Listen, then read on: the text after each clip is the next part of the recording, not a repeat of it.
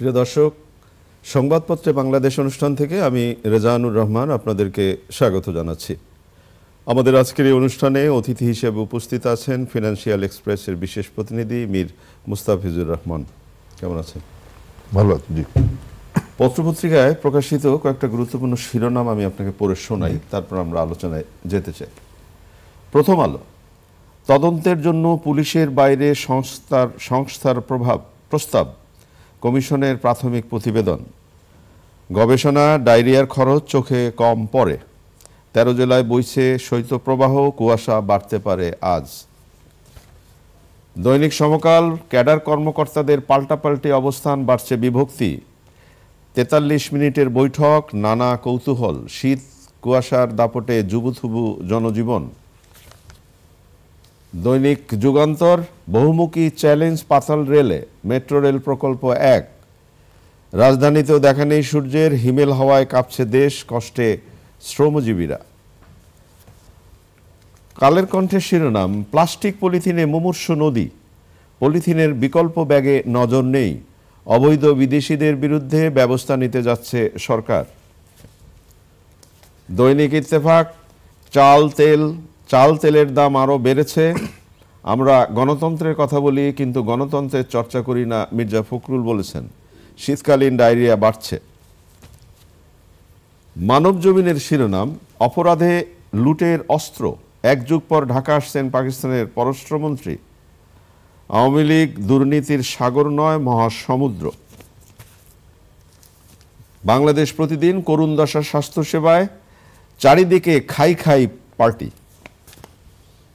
আমাদের সময় শিরোনাম, জুলাই ঘোষণাপত্র নিয়ে রাজনৈতিক বিভেদ, সারা দেশে হাড় কাঁপানো শীত, সূর্যের দেখা নেই।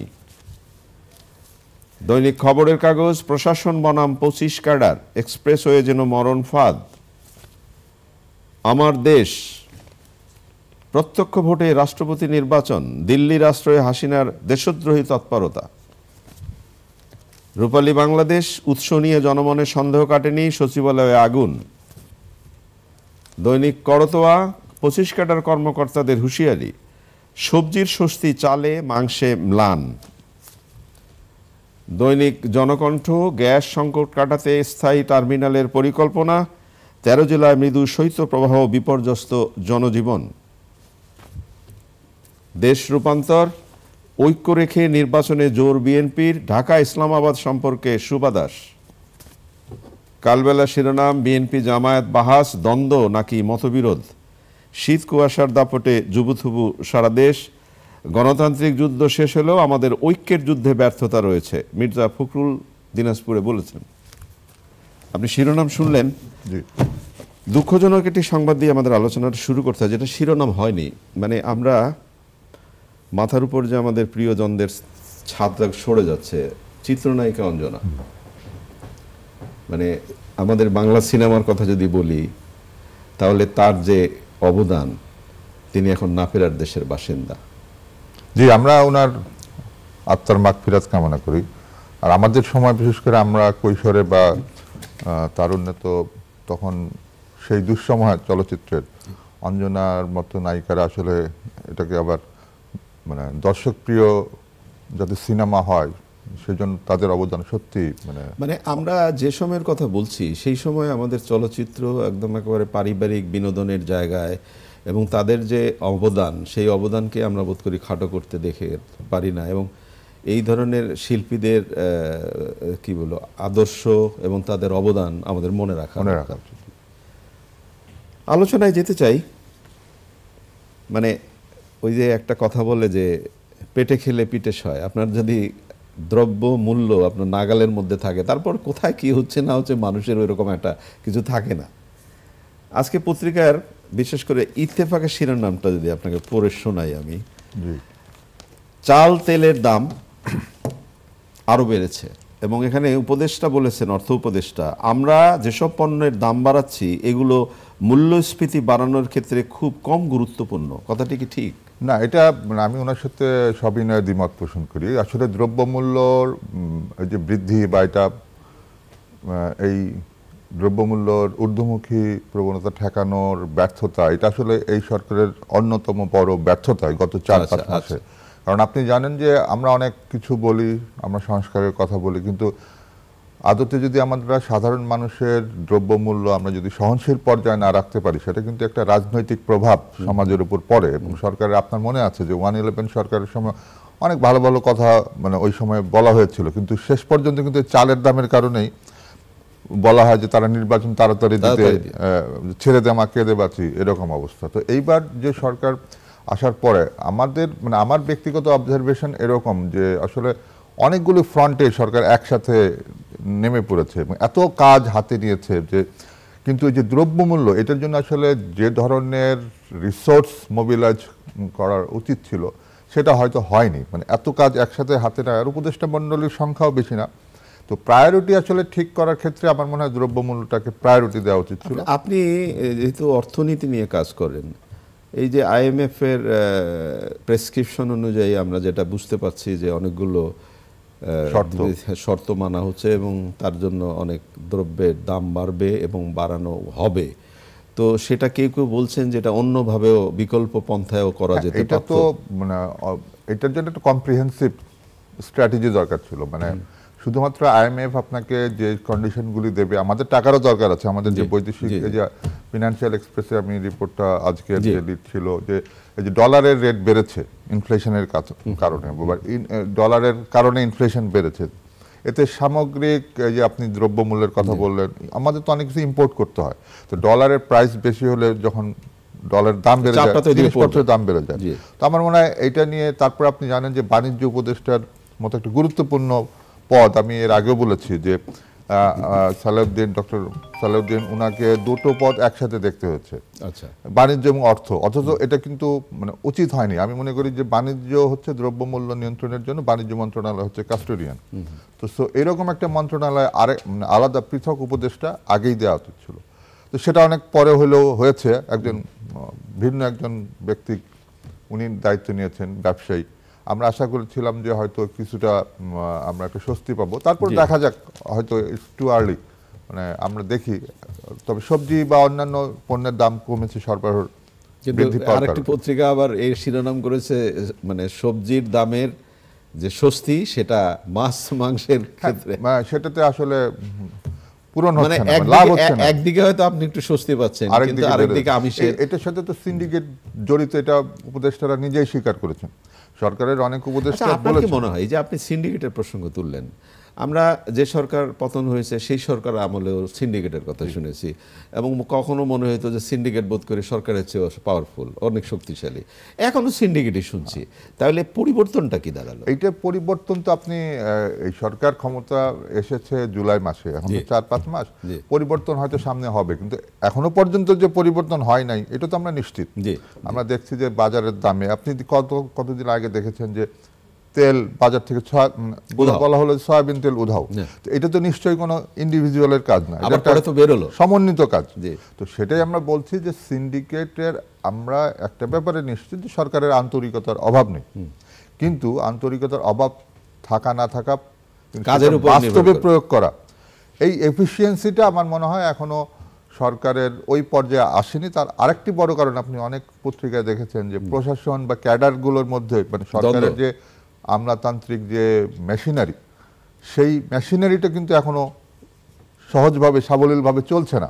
এই মানে আপনি যেটা বলছেন যে স্বস্তির জায়গাটা আসেনি, অবশ্যই আসেনি, কারণ প্রশাসন, এটার জন্য তো আপনার প্রশাসনিক হস্তক্ষেপ লাগবে, সেই হস্তক্ষেপ সরকার করতে পারছে না, যেহেতু প্রশাসনের নিজেদের মধ্যেই দ্বন্দ্ব, সেই দক্ষতাটা আসছে না। এই দ্বন্দ্বের কারণে, অন্তর্দ্বন্দ্বের কারণে আমার ধারণা এটাও আপনার ওই দ্রব্যমূল্য বা সিন্ডিকেট দমন করা, যে কোনো প্রশাসনিক পদক্ষেপের জন্য এই যে ব্যর্থতাগুলোর জন্য এটাও একটি বড় কারণ।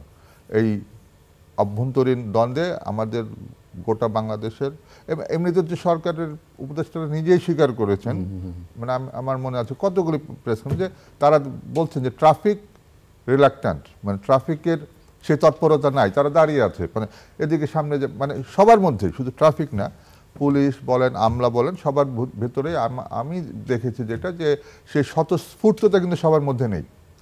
কি হবে সামনে, কি হবে, দেশের নির্বাচন হবে কি হবে না, কে আসবে, মানে এই বিভিন্ন ধরনের একটা টানাপোড়েনের মধ্যে ব্যক্তি এবং সমষ্টি, মানে এই দুই জায়গাতেই এই টানাপোড়েনটা রয়ে গেছে। আমরা আশা করি যে এটার অবসান হবে, নিশ্চয়ই অবসান হবে। আমাদের পরিবেশ উপদেষ্টা মানে অনেক আগের থেকেই বললেন প্লাস্টিক নিয়ে, বিশেষ করে প্লাস্টিক দূষণ নিয়ে অনেক কাজ করছেন এবং অনেক কথাই বললেন। আজকে কালের কণ্ঠে একটি বড় রিপোর্ট হয়েছে এটা নিয়ে। আমি যদি আপনাকে একটু পড়ে শোনাই কেন যে এই প্লাস্টিক শুধু দূষণ নয়, আমার নদীর তলদেশ, আমাদের পরিবেশ পরিস্থিতির বিপর্যয় যেভাবে ঘটাচ্ছে, যেটা আমরা শুনলাম যে পলিথিনের ব্যবহার নিষিদ্ধ হবে এবং পাটের বিকল্প বা কিছু তৈরি হবে, যেটা এখানে এই পত্রিকায় যেটা বলছে কালের কণ্ঠ, প্লাস্টিক পলিথিনে মুমূর্ষু নদী, গ্রামের চেয়ে শতগুণ বেশি প্লাস্টিক ঢাকার নদীতে। এবং আরেকটি ব্যাপারে যেটা বলা হচ্ছে যে পলিথিনের বিকল্প ব্যাগে একদম নজর নেই। এটা তো খুবই বাস্তব এবং খুবই চমৎকার রিপোর্ট।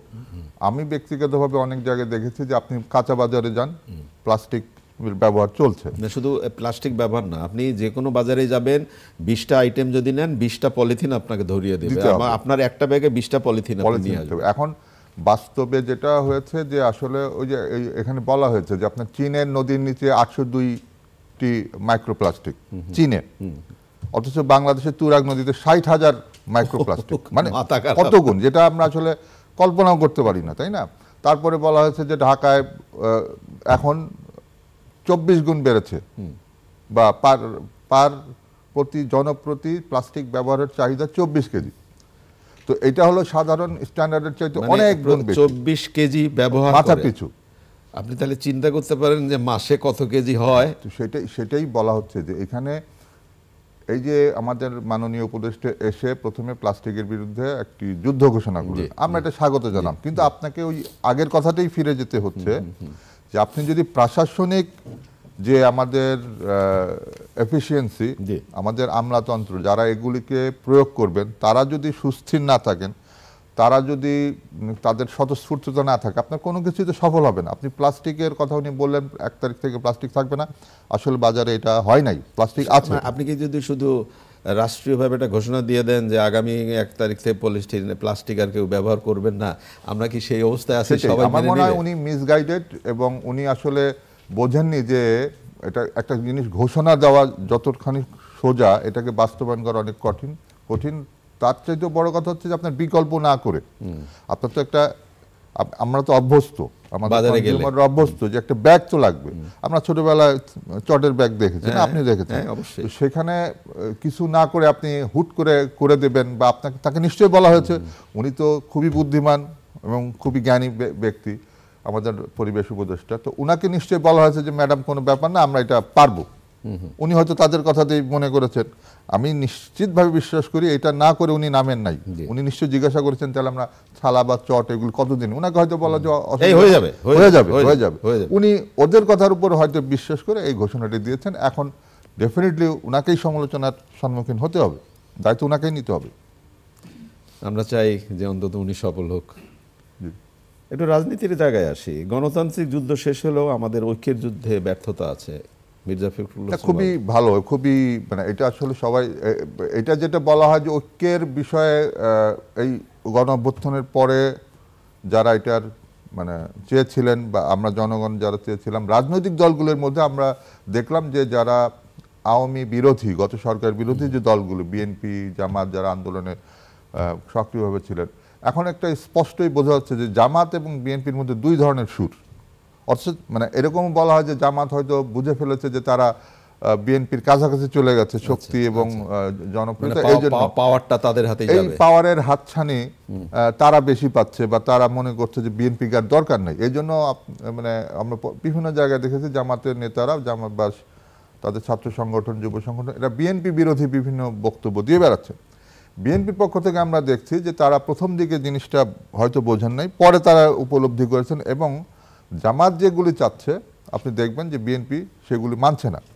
আপনি প্রথমেই আসেন যে রাষ্ট্রপতির ব্যাপারে যে সিদ্ধান্ত বা যে একটা দাবি উঠেছিল, সেটা কিন্তু বিএনপি অপোজ করে, বিরোধী, বিএনপি বলেছে এটা অসাংবিধানিক বা একটা সাংবিধানিক শূন্যতা তৈরি হবে। আবার আওয়ামী লীগকে নিষিদ্ধ করা, এ ব্যাপারেও বিএনপি একটি পরিষ্কার অবস্থান নিয়েছে যে না, গণতান্ত্রিক কাঠামোতে সব দলের অংশগ্রহণ থাকতে হবে। আমরা মনে করি এটা পজিটিভ। কিন্তু জামাতের সাথে কিন্তু এই বাবার নির্বাচন নিয়ে বিএনপি প্রথম থেকেই বলছিল যে দ্রুত নির্বাচন, বা ন্যূনতম সংস্কার, কিন্তু প্রথম দিকে জামাতের নেতাদের সুর ছিল এরকম যে আগে সংস্কার, মানে তখন মনে হচ্ছিল যে নির্বাচন যত পরে হবে, বলা যারা মানে পর্যবেক্ষক তারা বলে থাকেন যে আসলে বেশি সময় পেলে জামাত আরো বেশি সংগঠিত হবে এবং বিএনপির সাথে তাদের যে মানে রাজনৈতিক যে প্রতিযোগিতা, সেই প্রতিযোগিতা তারা হয়তো আরো ভালো করবে, এই জন্য তারা নির্বাচন নিচ্ছে।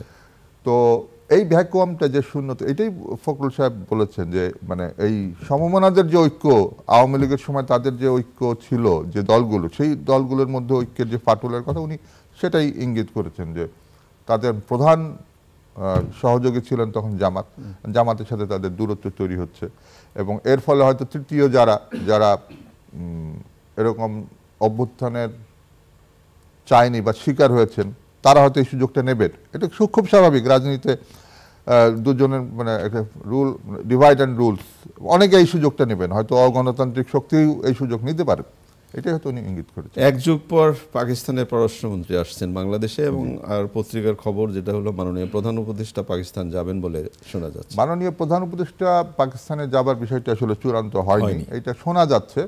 তবে পাকিস্তানের সাথে তো আমাদের সম্পর্ক স্বাভাবিক করা প্রয়োজনের ব্যাপারে উপদেষ্টা, পররাষ্ট্র উপদেষ্টা বলেছেন যে আমরা সব দেশের সাথে সমান সম্পর্ক রাখতে চাই। এই বিষয়টা আসলে মানে আন্তর্জাতিক প্রেক্ষাপটে এটি খুবই আপনি এটার বাইরে যাইতে পারবেন না, মানে আপনার সব দেশের সাথে সম্পর্ক ভালো রাখতে হবে। তবে কথা হচ্ছে যে পাকিস্তানের সাথে আমাদের একটা হিস্ট্রি আছে, আমাদের একটা নির্যাতনের ইতিহাস বা যে ইতিহাস, সেইটার বিষয়ে কয়েকদিন আগে প্রধান উপদেষ্টা কিন্তু নিজেই বলেছেন যে কিন্তু ক্ষতিপূরণ কেউ এটা কি স্বীকার করেন এখন যে এই যে আপনি বললেন আমাদের একটা হিস্ট্রি আছে, একটা ইতিহাস আছে? এটা সবাই স্বীকার করেন। আমরা ৭১-এ পাকিস্তান হচ্ছে পরাজিত শক্তি, বা আমরা পাকিস্তানের বিরুদ্ধে লড়াই করেই তো বাংলাদেশের স্বাধীনতা অর্জিত হয়েছে, এটা তো অস্বীকার করা মানে বাংলাদেশকে অস্বীকার করা। তো এই ব্যাপারটা আসলে বিতর্কের ঊর্ধ্বে। কথা হচ্ছে যে তারপরে দেখেন যে পাকিস্তানের সাথে সম্পর্ক উন্নয়নের বিষয়টা তো তখন আওয়ামী লীগ সরকারও উদ্যোগ নিয়েছে, তাই না? তখন ভুট্টোকে বাংলাদেশে আমন্ত্রণ জানানো হয়েছে। তখন আপনি দেখেন 72-3 কথা বলছি আমি, তো সেই সময় যদি পাকিস্তানের প্রধানমন্ত্রী বাংলাদেশে আসতে পারে, এখন পররাষ্ট্রমন্ত্রী আসতে পারে, এটা নিয়ে কোনো, আবার যারা এটা নিয়ে বেশি উচ্চস্বরে বিরোধিতা করেন তাদেরও মানে আমি বলবো যে না, তারা বাস্তববাদী না। যেখানে আপনি যুদ্ধের পরে, একটি দেশের সাথে যুদ্ধের পরে আপনি বছর 3-4 মধ্যে তার প্রধানমন্ত্রীকে, ভুট্টোকে বলা হয় বাংলাদেশের সবচেয়ে বড় শত্রুদের দুইজন, তো আমরা বলি ইয়াহিয়া এবং ভুট্টো সাথে এসেছিলেন। আমাদের প্রধানমন্ত্রীও তখন বাংলাদেশে গিয়েছিলেন, পাকিস্তানে গিয়েছিলেন। সো এখন এসে যদি আমি বলি যে না পাকিস্তান আমার, এটা তো ঠিক হবে না। তো সেই হিসাবে হিনা রাব্বানিও এসেছিলেন সর্বশেষ 2012 সালে, তখনকার পাকিস্তানের পররাষ্ট্রমন্ত্রী, হয়তো আমাদের তখনকার প্রধানমন্ত্রীকে আমন্ত্রণ জানাতে এসেছিলেন। এখন যিনি আসছেন উনি ধারণা করা হয় হয়তো উনি আমন্ত্রণ জানাবেন প্রধান উপদেষ্টাকে পাকিস্তান সফরে, তারপরে হয়তো উনি যাবেন কি যাবেন না সেটা নির্ভর করবে, সময় দেখুক কি বলে, সময় কি বলে। এই যে শীত, একটা শীত আসবে এবং শীত না এলেই বলি শীত এলো না, কিন্তু শীত এলো, শীতে কাবুক জুবুথুবু দেশ, কিন্তু শীতার্ত মানুষের জন্য যে করণীয় আমাদের, সেটা কি এবার হচ্ছে মনে হয় আপনার? এবার তো শীত শুরু হয়েছে, আমরা শৈত্যপ্রবাহ যেটা বলি সেটা 3-4 দিন আগে থেকে শুরু হয়েছে। তবে আবহাওয়ার এই রিপোর্টগুলোর সাথে আজকের সুখবর হচ্ছে আজকে রোদ উঠেছে ঢাকায় 2 দিন পর। আমি নিজে আসলাম, আপনিও জানেন, 8:30টার পরে আমি দেখলাম যে বেশ রোদ, তো এটা সুখবর। কিন্তু উত্তরবঙ্গে বা যে সমস্ত শীতার্ত অঞ্চল বলি আমরা, সেই সমস্ত অঞ্চলে শীতের কাপড় বিতরণের জন্য আমি কয়েকটি ছবি দেখেছি, কয়েকটি রাজনৈতিক দল, কিন্তু সেইভাবে সরকারের পক্ষ থেকে যে ব্যাপকভাবে কোনো উদ্যোগ শুরু হয়েছে এরকম চোখে পড়েনি। আমরা আশা করব সরকার এই বিষয়টি মাথায় রাখবেন এবং বিশেষ করে সড়কের চলাচলটাও বোধহয় সেইভাবে চিন্তা করা উচিত। খুব ঝুঁকিপূর্ণ, মানুষ মারা যাচ্ছে, এই বিষয়ে বোধ করি একটু সতর্ক থাকা খুবই। এই বিষয়ে শুধু সরকার না, আমাদেরও ড্রাইভার এবং যাত্রী এদেরও সচেতনতার দরকার রয়েছে। সরকার হয়তো মাঠে যেয়ে তার ড্রাইভারকে বলে আসবে না যে তুমি ঠিক মতো চালাও, তার নিজের দায়িত্বে তাকে চালাতে হবে। অসংখ্য ধন্যবাদ আজকে আপনাকে অনুষ্ঠানে আসবার জন্য। প্রিয় দর্শক, আমরা যে বিষয়গুলো নিয়ে কথা বললাম আপনারা শুনলেন। ভালো থাকবেন, আগামীকাল নিশ্চয়ই আবারও কথা হবে। খোদা হাফেজ।